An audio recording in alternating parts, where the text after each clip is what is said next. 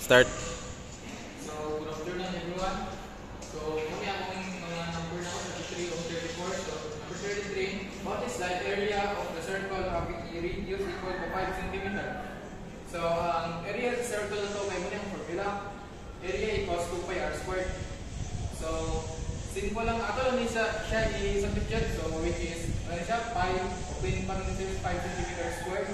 So, kung ato ni square dahil yung morning answer niya, 25.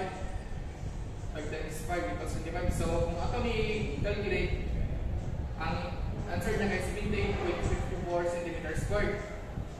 Then, or 25 pi cm squared. So, kung siya dito, makita dito sa ang letter A. So, number 34, the circumference of a circle is 10 pi feet. What is the radius of the circle? So, makikita niya ni sunod kay radius. So, muna ang point sa circumference sa linya, yung formula, since given mo ng panyalan ang circumference. So, circumference equals 2 pi r.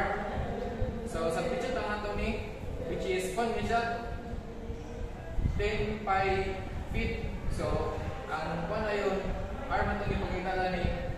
So, simple lang, ato lang din siya i-shift, solve. So, 10 pi, so alpha equals 2 pi, then alpha x, so ito yung lang mo. So, kung ato lang shift solve equals, so r equals 5 unit, so which is, kung siya sa